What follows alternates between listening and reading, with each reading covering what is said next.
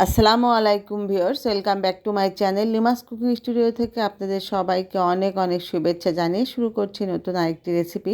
আজকে আমি আপনাদেরকে সজনে শাক ভাজি করে দেখাবো। আর এই সজনে শাকটা খুবই একটা উপকারী শাক। আপনারা অবশ্যই আমি আজকে যেভাবে ভাজি করে দেখাবো সেভাবে ভাজি করে দেখবেন যে কতটা খেতে টেস্টি হয়।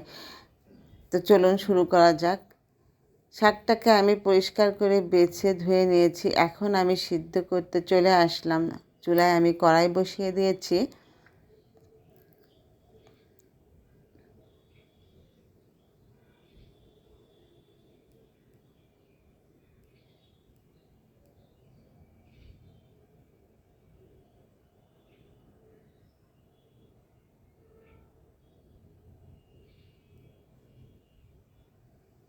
একটা মাঝারি সাইজের পেঁয়াজ আমি কুচি করে নিয়েছি। পেঁয়াজ কুচি দিয়ে দিলাম, আর দিয়ে দিচ্ছি 3-4টা কাঁচামরিচ ফালি করে নিয়েছি, সেই কাঁচামরিচগুলো দিয়ে দিলাম। আর দিয়ে দিচ্ছি মাঝারি সাইজের একটা রসুন কুচি। স্বাদ মতো লবণ দিয়ে দিচ্ছি। আর এখানে একটা টিপস আমি আপনাদেরকে বলে দিচ্ছি, অনেক সময় এই শাকটা সিদ্ধ হতে চায় না, সেক্ষেত্রে আপনারা সামান্য পরিমাণে খাওয়ার বেকিং সোডা দিয়ে দিবেন। তাহলে দেখবেন শাকটা কত সুন্দর ভালোভাবে সিদ্ধ হয়ে যাবে। আর সামান্য পরিমাণে পানি দিচ্ছি, কারণ সজনে শাক এবং কচু শাকে পানি ওঠে না, এজন্য সামান্য পরিমাণে পানি দিয়ে সিদ্ধ করে নিতে হয়।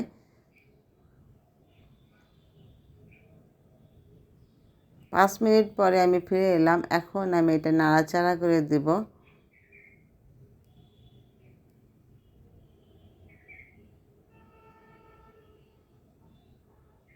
পানিটা শুকিয়ে যাবার পরে আমি এই শাকটা অন্য একটা পাত্রে তুলে নিয়ে তেলানি দেব।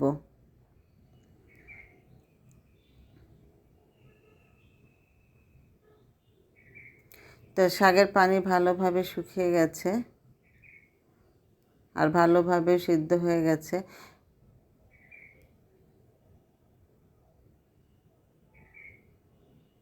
অন্য একটি পাত্রে আমি উঠিয়ে নিচ্ছি।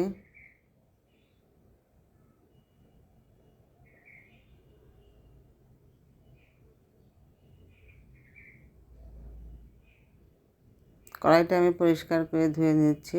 এখন এর মধ্যে আমি 3 টেবিল চামচ পরিমাণ তেল দিয়ে দিলাম।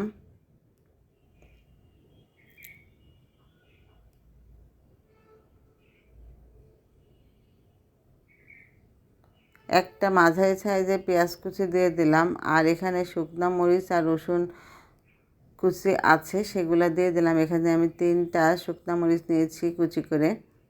এখন এটা আমি বাদামি করে ভেজে নেব।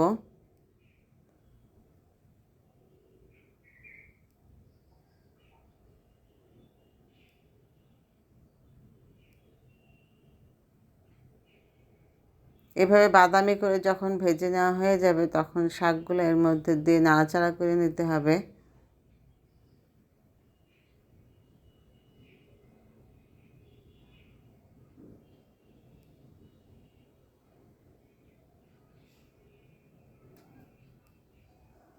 ভালোভাবে আমি নাড়াচাড়া করে মিশিয়ে নিচ্ছি।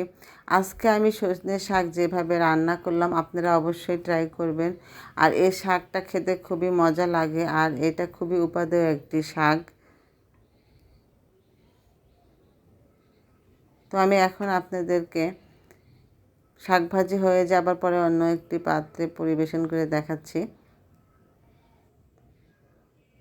আল্লাহ হাফেজ।